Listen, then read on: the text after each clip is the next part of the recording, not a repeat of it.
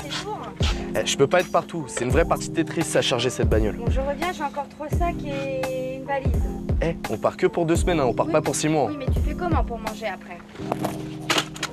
Ah putain, bah c'est bon. Dès qu'on rentre de vacances, on change de bagnole. Tu fais C'est comme bon tu veux. Tu sais quoi, j'en ai marre de conduire la tête dans le volant. Tu sais quoi, j'ai un collègue qui m'a parlé d'une bagnole. Il vient de s'acheter une Renault 21 Nevada. Je pense qu'on devrait y penser. Peut-être ça te rendra de meilleure humeur. Ouais, c'est ça, ouais. Ah.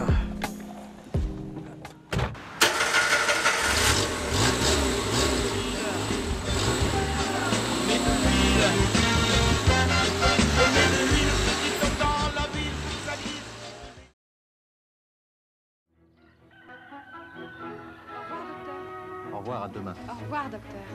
Et vous montez juste... Salut les petits garagistes, j'espère que vous allez bien. Aujourd'hui, nous allons nous intéresser à un break du losange. Je vous parle de la Renault 21 Nevada en version TXE, rare, fonctionnelle et à un prix d'achat dérisoire. Enfin, docteur, on est là pour parler de votre Renault 21. Vous la trouvez comment? Indispensable. Oui, mais c'est encore... Mais surtout, mal aimée, C'est vous qui êtes dans c'est donc la candidate parfaite pour passer dans les ateliers du petit garage.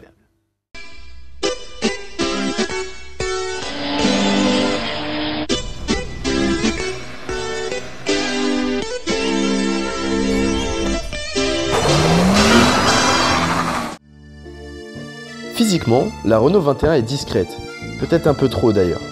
La ligne est taillée à la règle et est à peine arrondie par un petit restylage. C'est assez industriel et ça manque un peu de personnalité et d'agressivité.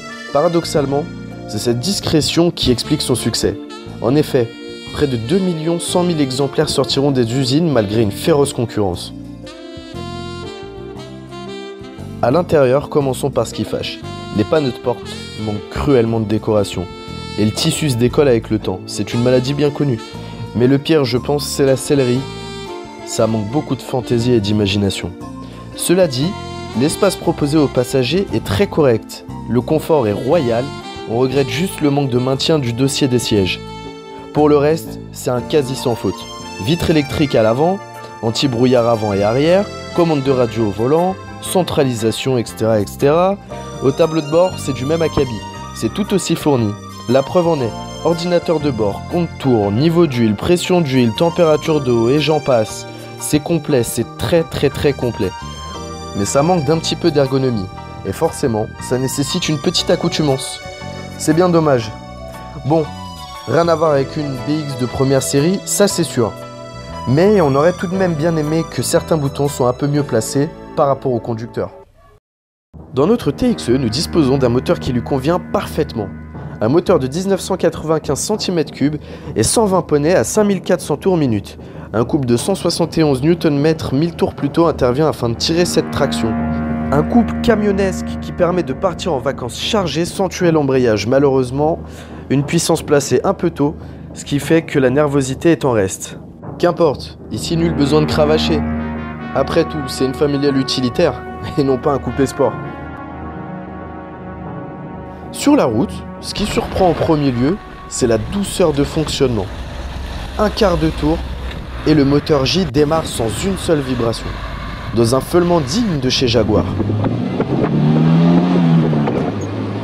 Bon, ok, peut-être pas comme chez Jaguar, mais pour une voiture de ce segment, c'est top. Les accélérations sont franches, les reprises se font sans effort. En effet, c'est très agréable sur la route. Très agréable, comme la douceur et la précision de la direction assistée. C'est assez rare chez Renault à cette époque-là pour le souligner. Bon, ok, il y a déjà beaucoup plus précis à cette époque-là, mais par rapport à une Renault 25 contemporaine, on est déjà à un autre niveau. Tout ceci est accouplé à une boîte à l'étagement bien calibrée et à la commande douce et au débattement correct. Mais honnêtement, que demander de plus? C'est sans histoire.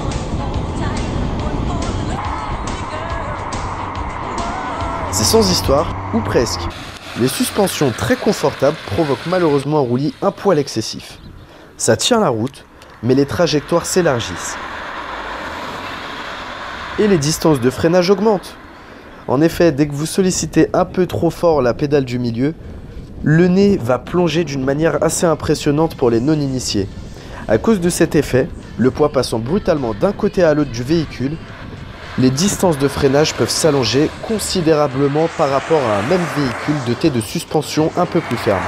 D'ailleurs c'est dommage, car la 21 freine fort et sans effort.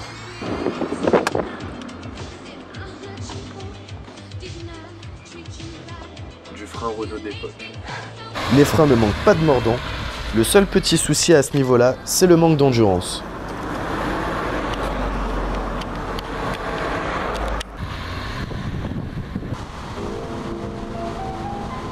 En résumé, la Renault 21 TXE Break a été une très bonne surprise. Je m'attendais à un véhicule lourd et sans réelle notion de plaisir. Et à la finale, je découvre un palais roulant, extrêmement bien équipé, au confort absolu, capable de déménager un 20 mètres carrés en montagne et ce sans effort. Et surtout, économique et ce contre toute attente. En effet, durant l'essai, l'ordinateur de bord n'a pas dépassé les 7 litres au 100 km de moyenne. En gros, si ma famille s'agrandit, j'ai trouvé un bon substitut au sempiternel monospace.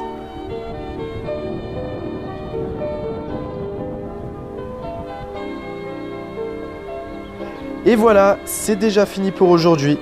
On remercie beaucoup Axel Berthier pour le prêt de sa superbe Renault 21 TXE Break et on espère que cet essai vous aura plu. N'hésitez surtout pas à émettre un avis positif ou négatif sur la Renault 21. N'oubliez pas, ça peut toujours aider un futur acquéreur. On vous dit à bientôt pour de nouvelles aventures motorisées et on vous dit surtout à plus et prenez soin de vous les petits garagistes. Bonne route à tous!